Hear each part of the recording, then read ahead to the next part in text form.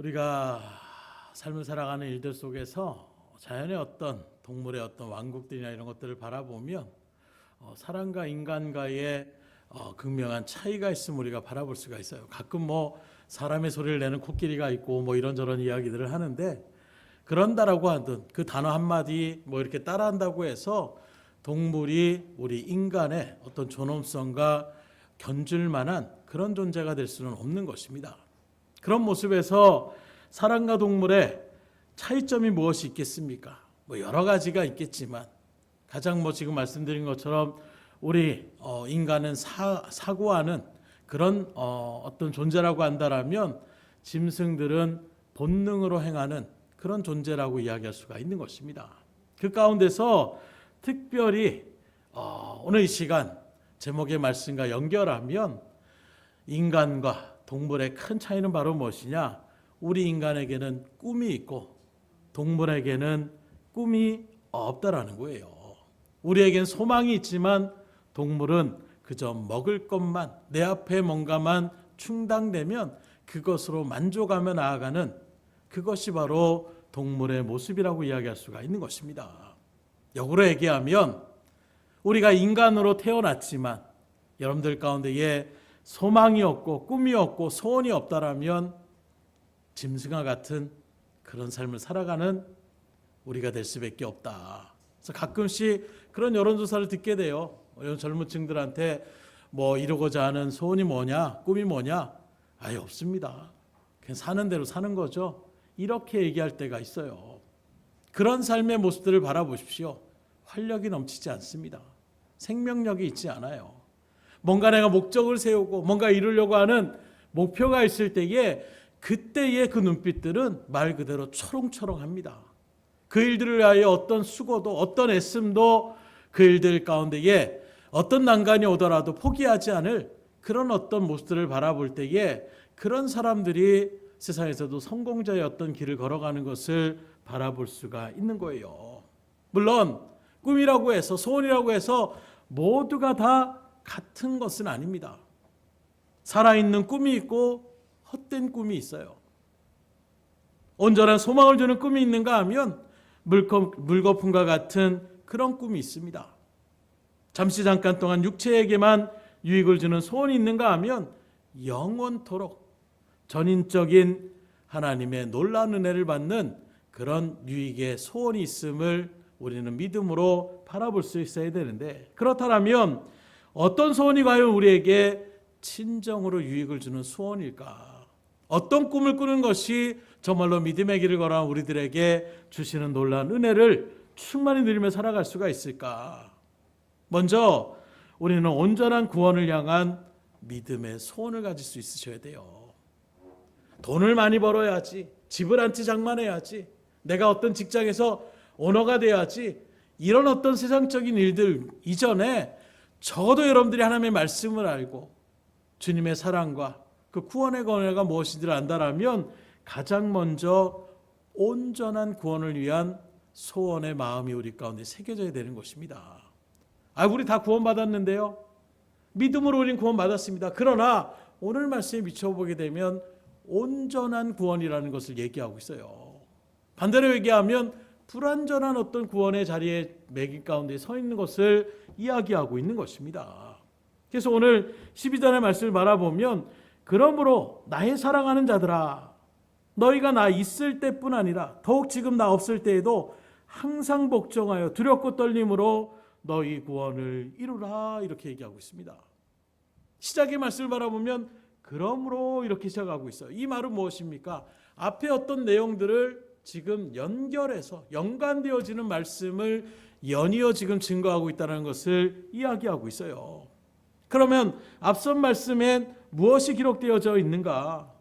바로 예수님의 십자가에 죽기까지 자기를 낮추시고 순종하심으로 구원의 역사를 이루시는 그 일들을 통하여 더욱 큰 하나님의 영광의 자리 가운데에 섰다라는 것을 말씀하고 있는 것입니다. 곧 그러므로라는 것은 그렇게 자기를 십자가에 죽기까지 낮추시고 복종하시고 하나님의 뜻을 위하여 걸어갔던 그 일들 가운데 하나님의 영광을 누리며 나아가는 주님의 발걸음과 같이 우리 믿음의 사람들도 자신을 낮추고 두렵고 떨림으로 하나님의 말씀 앞에 서서 그 말씀의 뜻대로 나아감을 통하여 온전한 구원의 자리 가운데에, 영광을 누리는 자리 가운데에 서야 된다라는 것을 우리에게 증거하고 있는 것입니다. 그래서 이를 위하여 나아갈 때에 모든 일에 원망과 시비가 없이 하라, 이렇게까지 얘기하고 있습니다. 주의 일들을 감당하며 나가는 일들 가운데 원망과 시비라는 것은 뭘 얘기합니까? 서로 문제가, 서로의 어떤 생각이 부딪힐 때에 나타나는 부분이라는 거예요. 그럴 때에 우리는 그 사람의 뜻이나 나의 뜻이 먼저 관철되기 이전에 하나님의 뜻이 무엇인지를 먼저 바라보며 나아갈 때에 그때의 믿음의 공동체가 흔들림 없이 주의 은혜 가운데에 든든하게 설 수 있다는 것을 말씀하고 있는 것입니다. 그래서 겸손히 구원의 역사를 이루어감으로 더욱 그 구원의 은총을 누리는 풍성한 은혜의 삶을 살아라. 그런데 여기서 우리가 주의 일들 가운데에 또 분명하게 짚고 넘어가야 될 것은 두렵고 떨림으로 구원을 이루라, 이렇게 말씀하니까 내가 뭔가 구원을 계속해서 완성되어져야 가는구나, 이렇게 우리가 받아들일 수가 있습니다. 구원을 이루라는 이 말은 내가 구원을, 뭔가 하나님이 십자가 은혜를 주셨는데 이제 거기서 끝나는 것이 아니라 계속해서 내가 어떤 구원의 칩을 그렇게 완성되어져 가는 일들 가운데 내가 힘을 써야 되는 것이구나, 이걸 얘기하는 것이 아니라, 여기 구원을 이루라 이 말은 이미 예수님께서 십자가에 이루신 그 구원의 은총이 내 안에서 온전히 역사하도록 그 주님의 손길 가운데에 힘써 나아가라는 것을 말씀하고 있는 거예요. 그래서 구원을 이루라는 것은 내가 계속 뭔가를 이뤄나가는 것이 아니라 이미 이루어진 그 구원의 은혜를 받은 자와 같은 삶의 모습으로 우리가 나아가야 된다는 것을 말씀하고 있어요. 그 말씀드린 것처럼 온전한 구원을 이루지 못하는 것은 무엇입니까? 구원의 은혜가 뭔지를 분명히 알아요. 그런데 정작 삶의 모습에서는 전혀 구원받은 자의 모습으로 살아가지 않는, 예배를 등한히 여기고 하나님의 말씀을 듣기를 별로 좋아하지 않고 하나님의 뜻대로 순종하며 나아가는 것을 별로 중요하게 여기지 않고 소홀히 여기며 나가는 삶이라고 한다면 이건 내 안 가운데에 구원은 이루셨지만 그 구원의 온전함의 자리에 내가 아직 서지 못했다는 것을 말씀하고 있는 거예요.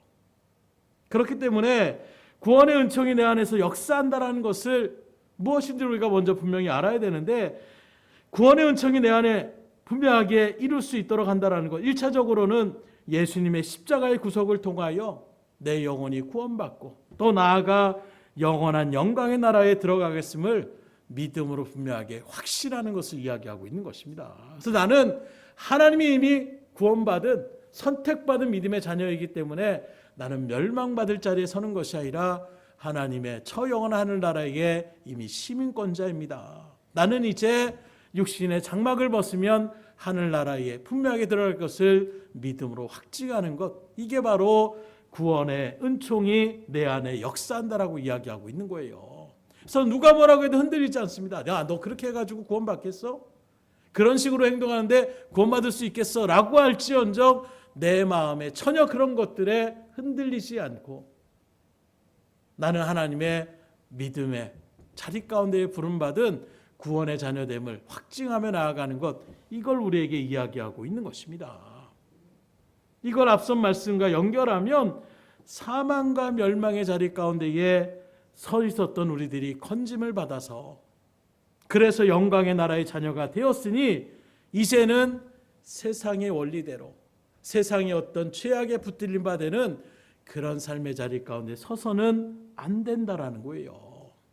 하나님이 주시는 진정한 은혜와 평강의 기쁨의 삶을 온전하게 누리며 나아가는 삶의 자리 가운데 서야 되는 것입니다.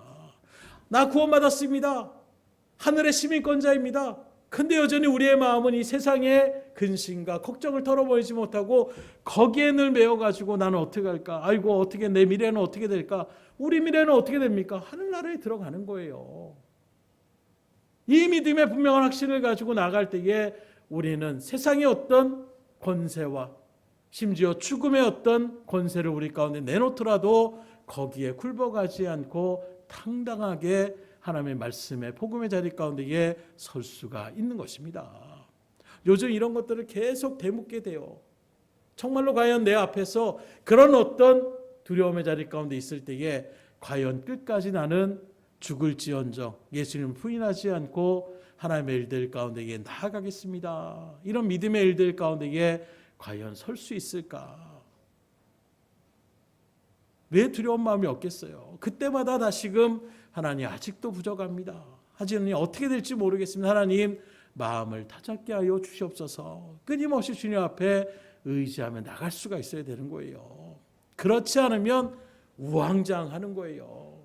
갑자기 문제가 팍 받아들었을 때에 늘 그런 것들을, 그래서 군인들이 훈련을 하고 뭐 어떤 일들 가운데에 훈련과 이런저런 일들을 하는 이유가 무엇입니까? 뭐 경찰 특공대 뭐 이렇게 하면 막 창문을 뛰어 들어가고 문을 들어가고 사후 경계를 하면서 들어가는 이런 모습들을 바라보게 되면 왜 그걸 합니까? 실전에 들어갔을 때 그것이 반복되어졌을 때에 순간적으로 자기의 몸이 그렇게 반응을 하며 나아가는 거예요. 근데 이런 것들이 연습되어지지 않고 훈련되어지지 않으면 어떻게 됩니까? 문 튀어 나가면 3, 3, 5가 서로 사주 경계를 하며 나가는 것이 아니라 우르르 한 곳에 바라보고 있다가 한 방에 그 일들 가운데 큰 일을 당할 수도 있는 것입니다. 지금 우리가 아는 신앙의 일들도 마찬가지예요. 구원은 이미 이뤘어요. 이런 그 구원의 일들 속에서 이제 구원의 삶의 모습으로 우리가 변화된 모양을 나타내며 나아가는 것, 이게 우리 가운데에 분명하게 증거되어져야 되는 것입니다. 그래서 또 다른 표현을 이런 거룩한 소원을 품고 우리가 나아가셔야 된다는 거예요. 어떤 인간적인 우리가 바라고 원하는 육신적인 것들의 소원이 아니라 정말 하나님의 뜻 가운데에 중심을 잃지 않고 그 어떤 박해와 환난 속에서도 믿음의 자리를 지킴을 통하여 하나님의 구원받은 자의 진정한 빛의 모습을 환히 드러내며 나갈 수 있는 그 믿음의 자리에 서게 하여 주시옵소서. 이것이 바로 우리 가운데 거룩한 소원이라고 이야기할 수가 있는 것입니다. 이런 모습에서 구원의 은혜가 충만한 삶은 무엇입니까? 결국에는 내 생각이 바뀌는 거예요. 생각이 바뀌니까 어떻게 됩니까? 우리의 언어도 바뀌게 됩니다. 언어가 바뀌는 그 순간 우리의 행동도 당연히 바뀌어질 수밖에 없는 거예요. 모든 우리의 삶의 양식이 이전과는 분명하게 다른 하나님의 구원의 은혜가 무엇이고, 하나님이 이렇게 구원의 은혜를 나에게 주셨구나, 그게 믿음 가운데 확증되어질 때에 우리 가운데 분명하게 변화된 믿음의 삶의 모습들이 증거되어져야 된다는 거예요. 그래서 우리 김종인 집사가 늘 말씀하잖아요. 이전에 나갔던 그런 삶의 일들과 이제는 보다 하나님의 은혜가 무엇인지를 깊이 있게 깨닫게 되면서 하나하나 그래도 변화되어 나가는 그런 삶의 모습들이 우리 가운데에 있어야, 저 사람이 뭔가 신앙의 길을 걸어가니까 틀려졌는구나, 하나님이라는 존재가 분명히 있긴 있는가 보구나, 여러분들의 변화된 모습을 통하여 그것이 증거되어지는, 이것이 바로 은혜의 구원의 역사라고 이야기할 수가 있는 거예요. 그래서 이런 일들을 위하여 두렵고 떨림으로 구원을 이루라고 이야기하고 있는 것입니다. 여전히 세상의 일들로 나아가려고 하는 우리의 마음들을 늘 경계하며 나가는 그런 마음의 자리 가운데 서지 않으면, 왜요? 이때까지 우리가 습관처럼 살아갔던 우리의 육신적인 삶이 있잖아요. 그래서 가끔 이렇게 하지 말아야지, 근데 멍하니 있다가, 특별히 운전할 때가 또 그래요. 늘 갔던 어떤 습관적인 길이 있는데 그 길에서 이제 다른 곳으로 방향을 쳐야 되는데 어느 순간에 운전을 하다가 이야기를 하다 보면 그냥 쓱 지나갈 때가 있어요. 지금 어디 가요? 맞다. 왜요? 생각이 습관이 늘 그렇게 다 있어 보니까 운전을 하는 순간에서도 물론 사고나 이런 것도 나지 않겠지만 그냥 습관처럼 이 길로 그냥 갔던 길로 가게 되는, 그래서 우리가 그런 것들을 경계하며 나가지 않으면 우리의 옛사람의 모습들이 나도 모르게 툭 붉어지는 거예요. 내가 또 실수했구나. 이런 일들이 처음부터 시작되는 것밖에 없는 거예요. 고치려고 해도 한 번에 고쳐지지 않습니다. 그러나 절망하지 마십시오. 포기하지 마십시오. 계속 그 일들을 놓고 치열하게 두렵고 떨림으로 나아갈 때에 하나님 반드시 온전한 믿음의 자리로 여러분들을 변화시켜 주실 것입니다. 그걸 통하여 우리가 진정한 빛의 역할들을 감당할 수 있는 자녀들로 삼아주시겠다는 것이 오늘 본문의 말씀이라는 거예요. 그래서 좀 더 구체적으로 말씀드리면 구원받지 못했을 때 우리의 생각들, 예컨대 미움이나 절망이나 원망이나 저주나 시기나 분노나 질투나 용서하지 못함이나 사나움이나 거짓이나 이런 등등의 생각들을 십자가에 못 박아 버리는 거예요. 그리고 그 대신에 진실함, 성실함과 정직과 사랑과 용서와 진리와 기쁨과 은혜와 희망의 마음으로 채워놓으라고 얘기하고 있는 것입니다. 이렇게 생각이 바뀌어지게 되면 어떻게 됩니까? 혹시 나에게 누군가 해롭게 해도 오히려 그 사랑을 불쌍히 여기고 긍휼히 여기는 마음의 자세로 나아가는 거예요. 아유, 얼마나 힘들었으면 그렇게 할까? 이런 마음이 요즘 같은 시대에 쉽게 일어날 수가 없습니다. 은혜를 받을 때에 구원의 은총이 무엇인지를 믿음 가운데 깨달았을 때에 생각이 변화가 되니까 삶이 변할 수밖에 없는 거예요.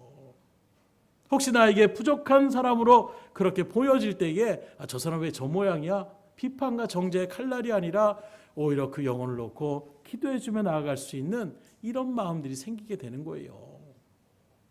미워지고 보기 싫어지고 원망스러워지고 저주스러워지는 것이 아니라 오히려 딱한 영혼, 안타까움을 여기고 민망히 여기고 긍휼히 마음을 또 온유의 마음을 가지고 그 허물들을 덮어주며 나아가는 넉넉한 자리 가운데에 설 수가 있는 것입니다. 그래서 이런 일들이 신학의 어떤 길을 걸어갈 때에 이제 막 전도사의 어떤 사역을 감당하는 그런 마음가짐과 10년 이상 되는 목회자였던 마음가짐에 차이가 분명하게 생기더라고요. 물론 다 그런 것은 아니지만 보편적으로 바라보게 되면 저도 그랬어요. 신학을 처음 공부하면서 새로운 어떤 말씀들 또 남들이 일반 성도들이 알지 못했던 어떤 새로운 지식들을 쌓을 때에 뭔가 대단한 것처럼 느껴질 때가 있는 거예요. 그런 모습에서 여전히 그런 어떤 이야기들을 할 때에 수준이 이런 얘기들을 이전에 목사님 말씀을 들으면서 어떻게 은혜 받을까 했던 그런 마음들이 오늘은 저 말씀은 아닌 것 같은데 이렇게 나도 모르게 비판하며 나아가는 이런 마음들의 자세가 생기더라는 것입니다. 그런데 그 과정을 지나치게 되면 이제는 넉넉한 마음으로 그런 모습들까지도 보듬어주며 나아가는 것, 이게 바로 진정한 그리스도인의 사랑의 사역자의 모습임을 비로소 깨닫게 되는 거예요. 아니 저건 그냥 넘어가면 안 되는 건데 하는 부분들이 있는데 그걸 갖다 그냥 품어주면서 넘어갑니다. 젊었을 때는 이해가 안 되는 거예요. 이건 분명히 잡고 나가야 되는데, 그러나 말씀 그대로 늘 강조하는 것처럼 진리의 하나님의 말씀, 복음에 대한 어떤 그런 대적의 자리가 아니라면 우리가 충분히 품어줄 수 있는 것들은 오히려 그것을 불거트려서 뭔가 분란을 일으키고 다툼이 나타나는 것이 아니라 품어주며 나아가는 것이 그게 더 하나님의 은혜 가운데 서는 것임을 깨닫게 되는 것입니다. 근데 이런 마음들을 저만 느꼈던 것이 아니라 제가 또 그런 마음들을 느꼈기 때문에 또 이제 막 신학을 시작하며 나아가는 일들 가운데 이야기를 하다 보면 비슷한 그런 생각들을 갖고 있을 때가 있더라고요. 그런 마음이지 어떻게 하셨어요? 나도 예전에 그런 마음을 가졌기 때문에 그러면서 쭉 얘기를 해줍니다. 그럴 때에 조금은 이해를 하려고 하는 마음들을 받을 때가 있어요. 이게 우리의 모습이더라는 거예요.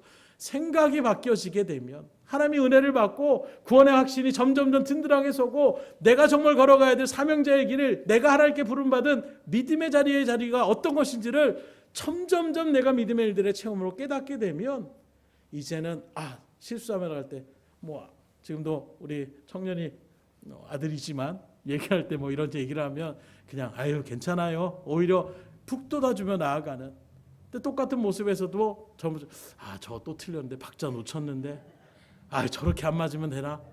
이런 마음으로 난리가 납니다.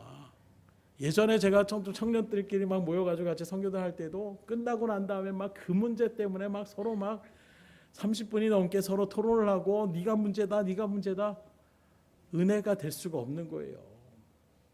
오히려 그런 것들을 위해서 우리 이 부분은 좀 더 우리가 연습해서 이렇게 맞춰나가고 서로를 먼저 배려하는 마음으로 나갈 때에 이게 화합으로 나아가서 그리고 그 모든 것을 하나님의 은혜 가운데 말씀의 중심에 서서 영광을 돌릴 때에 그때 하나님의 은혜의 역사가 일어나는 것입니다. 박자 좀 틀려도 문제 없어요. 하나님이 박자 틀렸어 이렇게 얘기하지 않습니다. 좀 이탈한다라고 해서 너 하나님을 찬양하는데 그거 이탈을 해? 그렇지 않아요. 근데 젊었을 때는 큰일 나는 줄 압니다. 그렇다고 해서 대충 하라는 건 아니에요. 최선을 다해서 내가 연습을 해도 우리 인간은 실수가 있어요. 그런 부분들을 예전에는 저는 그런 것들을 용납하지 못했던 부분, 그래서 제가 항상 그랬어요. 우리 선교단을 막 예전에 했을 때 청년들이 항상 두려움의 존재였습니다. 끝나고 나면 무슨 얘기로 또 자기가 틀린 것도 알잖아요. 아차 싶으면 이제 큰일 나, 눈치가 딱 보이는 게 저도 모르게 고개가 이렇게 돌아가면 눈이 딱 마주치는 순간 눈동자가 흔들리는 거예요. 그게 하나님이 기뻐하시는 자리가 아니더라고요. 하나님 앞에 충심을 다하여 나가는 것을 기뻐하시는 거예요. 말씀도 우리가 듣는 것으로 끝나는 것이 아닙니다. 그 말씀대로 그래 내가 결단하고 그렇게 살아가는 데까지 나아가셔야 되는 거예요. 그럼 하나님이 은혜를 주시는 것입니다.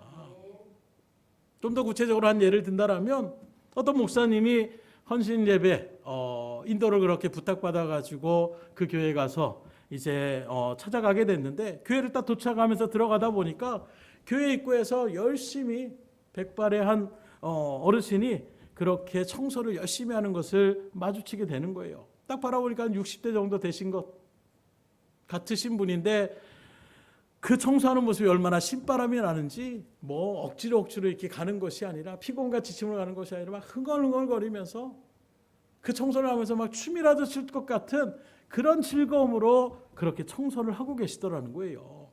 그래서 헌신 예배를 설교하러 가신 그 목사님이 그 교회의 목사님을 만나서, 거기 교회 입구에 한 노인분이 계시는데 어찌나 그렇게 신나게 열심으로 그렇게 충성을 다하는지 내가 다 오늘 내가 말씀을 증거하러 왔다가 오히려 내가 벌써 큰 은혜를 받았다라고 그렇게 고백을 하더라는 거예요.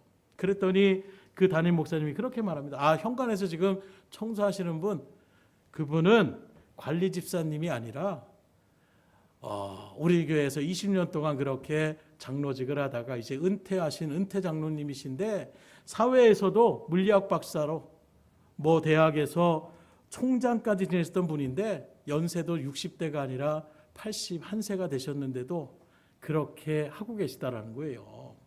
그런데 예수님을 영접한 지가 40세가 돼서야 예수님을 좀 늦게 그렇게 영접을 하셨는데, 예수님을 영접한 이후에 얼마나 그 마음 가운데의 은혜가 너무나 큰지, 하나님 앞에 충성 봉사하는 것, 그래서 굳은 일, 이런 일들은 남들에게서 맡기는 것이 아니라 먼저 자기가 보이는 대로 그 일들을 열심으로 하는 그런 행동. 그래서 오죽하면 이제 연세가 드셨으니까 담임 목사님이 장로님 이제는 그만 좀 그런 힘든 일 하지 마세요.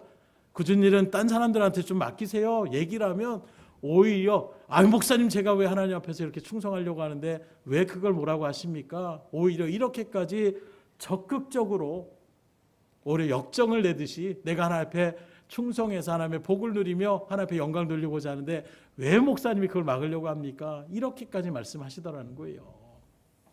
바로 이것이 오늘 본문에서 말씀하고 있는 구원의 은혜의 확증의 자리 가운데 선 사람들의 모습이라는 거예요.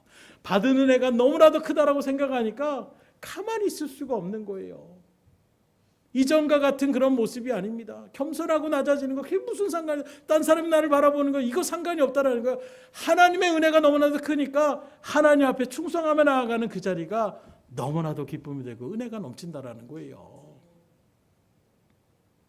이러한 온전한 구원받은 삶의 모습은 늘 열망을 가지고 하나님의 은혜를 소망하는 그 거룩한 소원의 자리 가운데에 설 수밖에 없는 것입니다. 그래서 바울은 지금 그러한 소망을 가지고 살라는 거예요. 그러면 너희로 하여금 그렇게 할 수 있도록 하나님께서 도와주시겠다, 인도하시겠다라고 이야기하고 있는 것입니다. 그리고 하나님께서 그렇게 인도하시면 그렇게 사는 데까지 반드시 하나님께서 이끄신다라는 것을 확증하여 주시는 것입니다. 그러니 이러한 소망을 가지고 빛은 삶을 믿음 가운데에 간절함으로 구하셔서 주의 은혜를 충만히 받아 누리며 나아갈 수 있는 여러분들이 될 수 있기를 주님으로 축원합니다. 하나님의 은혜를 사모하며 하나님이 채워주세요. 육신의 것들을 우리가 나려면 하나님께서 아직은 아니다라고 기다리게 하실 때가 있습니다.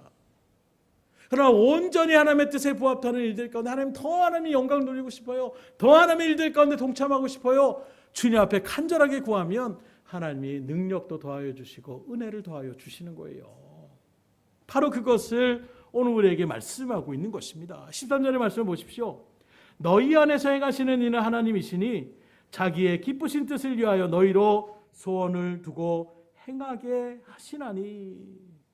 무슨 말씀입니까? 이 말씀은 하나님께서 우리가 그렇게 온전한 구원의 은총을 누리는 삶을 열망하고 그렇게 나아가면 그럼 하나님께서 그 마음을 가지고 있는 사람들을 향하여 그 소원을 두고 행할 수 있는 은혜를 부어 주시겠다고 말씀하고 있어요. 그래서 주의 일들을 감당할 수 있도록 지혜를 가하면 하나님의 지혜를 주신다는 것입니다. 능력을 주시라고 하면 하나님의 능력을 더하여 주시겠다라는 거예요. 두렵고 떨림으로 구원의 은총으로 하나님의 백성다운 삶을 살아가기를 소망하며 주님 앞에 나아가면 하나님이 그러한 삶을 살아갈 수 있도록 역사하여 주신다는 것입니다. 그래서 너희 안에서 행하시는 일은 하나님이시라 이렇게 얘기하고 있습니다. 그리고 그 소원을 주신 것도 하나님이시라고 말씀하고 있고 나아가서 그것을 행하게 하시는 분도 하나님이시다. 이렇게 말씀드리면 맨 처음에 두렵고 떨림으로 구원을 이루라 마치 우리의 어떤 열심의 모습으로 나아가는 것과 상충되는 것처럼 우리가 바라볼 수 있어요. 앞서는 두렵고 떨림으로 구원을 이루라고 해놓고선 이 부분에서는 하나님이 소원도 주시고 하나님이 이루게도 하시고 하나님이 모든 것을 이루어 주시는다라고 말씀하고 있으니 그럼 하나님이 다 하시는 거 아니야? 이렇게 모순처럼 바라볼 수도 있습니다. 그러나 이건 모순된 것이 아니라 쉽게 이를 don다는 이런 말씀이에요. 하나님께서 이미 구원의 역사를 이루어 놓으셨어요. 그리고 그 하나님께서 모든 여건들을 만들어 놓으셨습니다. 그리고 하나님께서 우리가 할 수 있는 마음의 여건과 지혜까지도 이미 준비하여 주신 거예요. 그래서 우리는 얼마든지 하나님의 일들 가운데에 동참하고 하나님의 일들을 감당할 수 있는 그런 존재들로 하나님이 불러주신 것입니다. 그러나 안타깝게도 우리가 그런 하나님의 뜻을 온전하게 알지 못하는 어둠의 자리 가운데 설 때가 있는 거예요. 하나님의 온전하신 뜻을 우리가 깨닫지 못하게 되는 것입니다. 왜요? 아담의 그 죄로 인하여 하나님의 관계가 깨지게 되는 거예요. 원래 하나님 앞에 영광 돌리고 온 그 우주 만물을 다스리며 나가는 그런 일들 가운데 우리 인간을 창조했지만 정작 우리 인간들이 죄 그런 일들 가운데 서서 그런 하나님의 관계가 깨어져서 이제는 어두워진 우리의 세상의 눈이 하나님을 알지 못합니다. 하나님의 뜻도 생각하지 못합니다. 내 중심적인 사고방식으로 내가 하고 싶은 일들만을 생각하며 나가는 것이 우리의 모습이라는 거예요. 그러니 하나님의 뜻대로 하기도 어렵고 하려고도 하지 않는, 그래서 하나님께서는 우리가 조금만 그 사실을 알고 힘쓰기를 그 일들 가운데에 발걸음을 옮기면 하나님께서 도우시고 인도하여 주시겠다는 거예요. 그래서 마치 베드로가 그 성문 미문 가운데 있는 안전뱅이를 바라볼 때에 구걸할 달라고 한 푼만 달라고 했던 그 모습에서 베드로가 그 사람을 딱 쳐다봅니다. 그리고 뭐라고 합니까? 그에게 역사가 일어날 것을 알고 그 손을 잡고 뭐라고 합니까? 일어나 걸으라고 말씀하는 거예요. 그때에 이게 뭐 하는 짓이야? 지금 돈 달라고 했더니 갑자기 손 잡고선 내가 지금 안진뱅이로 걷지도 못하는 거 지금 오히려 능멸하는 건가? 경멸하는 건가? 그런 마음이 아니라 그런 어떤 간절한 마음 가운데에 손을 잡고 있은 그때에 구원받을 만한 그 믿음을, 그 작은 어떤 일어서고자 하는 그 모습에 하나님이 역사하여 주시는 것입니다.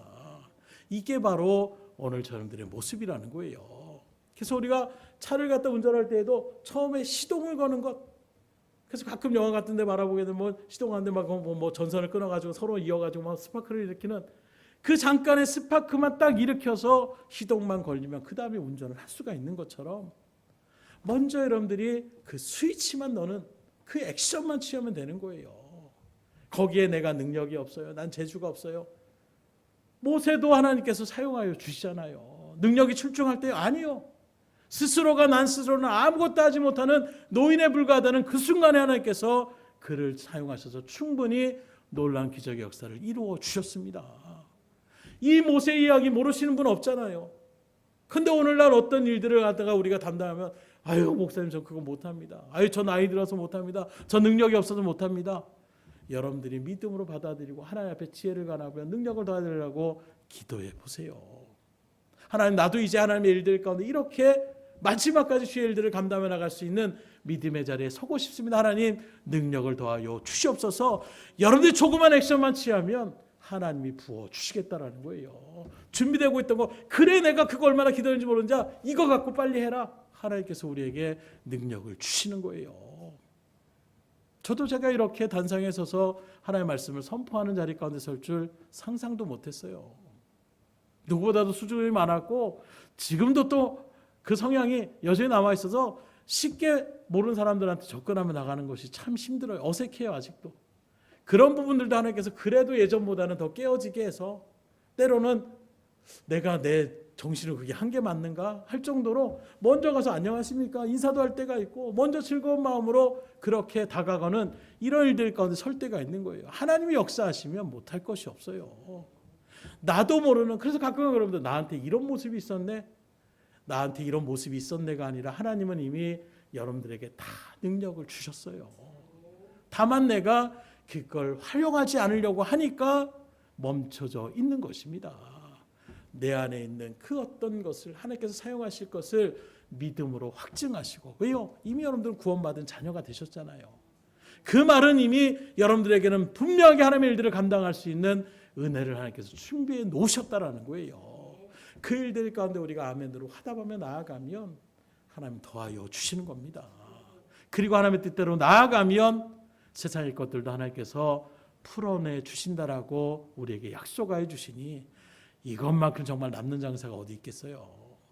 하나님의 말씀을 장사라고 표현하기는 좀 그렇지만 이해를 돕기 위해서 말씀드리는 거예요. 정말 하나님 앞에 우리가 믿음으로 나가는 자리가 얼마나 복된 자리인지를 분명하게 아셔야 되는데 오히려 세상 사람이 말할 때는 여러분들처럼 좀 미련한 사람이 또 어디 있어요. 이 화창하고 이 좋은 날에 아니 교회 가가지고 몇 시간 동안 돈을 주는 것도 아니고 시간은 뭐 했다고 해서 뭐 그렇게 칭찬받는 것도 아니고 우리가 막 교회 봉사하고 막 하시고 설거지하고 건설도 하는데 수고했다라고 말을 하시는 분들도 계시지만 대부분은 이제는 익숙해져서 당연히 하시는 거지 이렇게 우리가 생각할 때가 있잖아요. 그런 모습에 우리가 봉사하고 건신하는 것 그런 마음 가운데서도 또 우리에게 주시는 은혜가 뭡니까? 아이 사람들이 인정 안 해도 하나님이 보시고 계시잖아요. 하는 마음이 또 우리 가운데 새겨지게 되면 또 신나서 앞서 말했던 그 장로님처럼 신나게 주의 일들을 감당해 나갈 수 있으니 감사합니다. 고백이 나가는 세상 사람을 말할 때 미친 사람들이에요. 이상한 사람들입니다. 이런 일들의 자리에 아무나 서는 것이 아니라 오늘 또 이 말씀을 받아들일 때에도 대부분의 여러분들이 받아들일 때 당연하죠. 하나님 앞에 봉사하며 이렇게 받아들인 것 이게 또 은혜인 줄 여러분들이 아셔야 돼요. 세상 사람들의 관점에서는 도저히 이해할 수 없는 저 앞에서 저 사람이 뭔 얘기를 하나 이렇게 생각할 수밖에 없는 근데 여러분들은 오히려 고개를 끄덕끄덕 하시고 아멘으로 화답하시고 맞지 그래 하나님 그렇게 능력을 주시지 하나님 앞에 나아가 하나님만 바라보면 되지 하나님 나를 인정해 주시면 되지 이 마음 갖고 여러분들이 살아간다는 것이 이게 보통 은혜가 아닌 것입니다. 그건 곧 여러분들 하나님께서 분명하게 믿음의 구원의 자녀로 삼아주셨음을 다시금 믿음 가운데 분명히 새겨놓을 수 있기를 주님으로 축원합니다. 그래서 어두워진 우리의 마음들을 하나님께서 조금씩 깨트려 주시잖아요. 그래서 신앙의 일들 가운데 조금 발걸음 옮기면 하나님이 막 기다렸던 듯이 부어주십니다. 체험케 하여 주십니다. 그래도 못 알아들으면 때로 하나님께서 연단의 자리 가운데 몰아내오셔서 결국에는 깨우치게 하고 그리고 깨달았을 때 어떻게 합니까? 이제 깨달았어? 이제 알아서 해? 아닙니다. 깨달은 그 사람에게 또 준비된 것들을 하나님께서 계속 공급해 주시는 거예요. 그 공급을 받고 담대하게 하나님의 일들을 감당해 나가는 믿음의 간증들의 역사들을 얼마나 우리가 많이 듣게 되고 또 그 일들 가운데 여러분들이 지금 쓰임받고 있지 않습니까? 그러니 먼저 거룩한 소망을 가질 수 있기를 주님으로 축원합니다. 주님을 바라보시면 돼요. 거룩한 곳에 소망을 가지고 나아가다가 정말로 말씀드리면 낙심하지 마세요. 절망하지 마세요. 아이고 했는데 안 되네. 이렇게 해도 하나님이 안 해주시네. 제발 포기하지 마시고 하나님이 반드시 해줄 거라는 믿음의 확증을 가지고 끝까지 주님 앞에 믿음으로 나아갈 수 있기를 주님으로 축원합니다. 그럴 때 하나님 역사하세요. 즉각적으로 응답하시는 것은 몇 안 돼요. 그러나 시간이 지나면 깨닫게 하는 은혜 가운데서 그때 하나님께서 이렇게 인도해 주셨구나, 이런 고백들은 수도 없이 듣게 됩니다. 이게 하나님께서 우리에게 주시는 은혜예요. 정말로 여러분들이 깐나라의 같은 수준이라고 한다면 즉각 주세요. 오히려. 왜요? 못 참잖아요. 정말 엄마 없으면 안 되잖아요. 그런 아이들 같은 신령께서 하나님께서 바로바로 채워주시는 거예요. 그리고 이제 좀 성장되어지면 세상에서도 교육하기 위해서 일부러 나아가는 것처럼 그런 일들 가운데 우리를 세워주실 때가 있어요. 대부분 우리들은 바로 그러한 연장선상에 서 있는 것입니다. 이제 말씀의 은혜도 알았어요. 체험도 조금 했습니다. 하나님 살아계심도 내가 이제는 분명하게 인지했어요. 그런 일들 속에서 이제 하나님은 여러 가지 일들을 통해 여러분들의 믿음을 다양하게 세워가시고 있는 것입니다. 그러니 모든 일들 가운데 지금 당장 이루어지지 않도록 포기하지 마세요.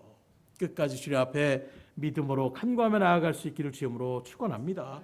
그러면 오늘 말씀 가운데 비춰보세요. 하나님이 도우시고 인도하신다는 거예요. 소망을 주신다고 말씀하시고 비전을 주시며 하나님이 그것을 또한 이룰 수 있도록 이끄시고 역사하시고 인도하여 주신다라고 말씀하고 있는 것입니다. 그래서 15절에 뭐라고 합니까? 이는 너희가 흠이 없고 순전하고 어그러지고 거스르는 세대 가운데서 하나님의 흠없는 자녀로 세상에서 그들 가운데에 빛들로 나타내며 16절에 생명의 말씀을 밝혀 나의 다름질이 헛되지 아니하고 수고도 헛되지 아니하므로 그리스도의 날에 내가 잘할 것이 있게 하려 함이라. 결국엔 여러분들을 하나님 반드시 빛된 자녀의 자리 가운데에 세워주신다라고 약속하여 주시는 거예요. 그러니 가장 먼저는 뭐예요? 이 시간에 여러분들의 마음을 열고 나도 하나님의 일들 가운데에 쓰임받기를 원합니다. 하나님의 믿음의 자녀로서 이제 보다 성장되어지는 장성한 신앙의 일들 가운데서 하나님의 영광을 돌리고 믿음의 담대함을 가지고 주의 일들을 감당할 수 있기를 바라고 소망합니다. 먼저 여러분들의 생각을 주님 앞에 간절히 말해보세요. 거기서부터 믿음의 역사는 싹트기 시작하는 것입니다. 그리고 한 걸음 더 나아가 간구한 그대로 참고 인내하며 기다려 보십시오. 하나님이 반드시 역사하십니다. 연말이 되니까 계속해서 반드시 역사하신다는 이 말을 주님께서 계속해서 강조하시는 것 같아요. 하나님은 부르신 여러분들을 그냥 대충 구원받은 은혜가 뭔지를 좀 알다가 그렇게 살아가는 인생으로 부르신 것이 아니라 맡겨진 주의 일들 가운데 열심으로 충성하여 주의 일들을 이루며 빛된 삶을 살아갈 수 있는 존재로 하나님 불러주신 거예요. 그러니 여러분들을 하나님께서 가만 내버려 두시겠어요? 주의 일들 가운데에 큰 믿음의 여건들로 쓰임받기를 소망하며 주님 앞에 나아가심으로 놀라운 주의 역사하심에 역사의 주인공으로 여러분들이 쓰임받을 수 있기를 주님으로 축복합니다. 기도하겠습니다.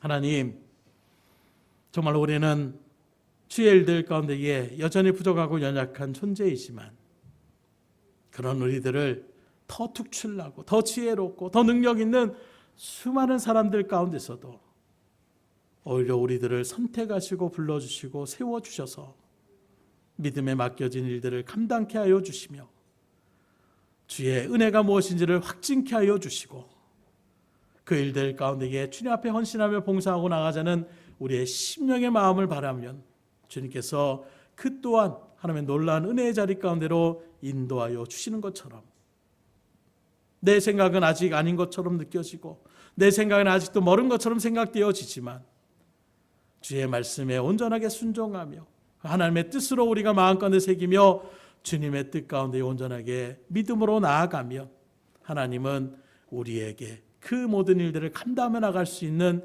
힘과 능력과 지혜와 명철과 모든 것들을 예비하시고 채워주시고 역사하여 주신다라는 것을 다시금 주의 말씀을 강하여 우리에게 확증하여 주셨사오니 한 해를 마무리하는 것으로 끝나는 것이 아니라 이제 다가올 한 해를 우리가 다시금 믿음 가운데 소망을 갖게 하여 주시고 세상의 혼란과 여러 가지 우리의 환경의 문제들을 앞에 놓고 절망과 포기하는 심령이 있다라면 다시금 이 말씀을 통하여 간절한 소망을 가지게 하여 주시고 주님의 믿음의 역사들을 이루게 하여 달라라는 하나님의 뜻을 구하며 나아갈 때에 하나님 마음껏 우리들을 사용하여 주셔서 올해에 우리가 또한 누리지 못했던 그 하나님의 놀라운 일들을 이제 다가올 새해에 또 부푼 꿈을 안고 소망을 가지고 주님 앞에 나아갈 때에 믿음의 큰 열매들이 주렁주렁 맺히며 나갈 수 있는 은혜가 될 수 있도록 인도하여 주시옵소서.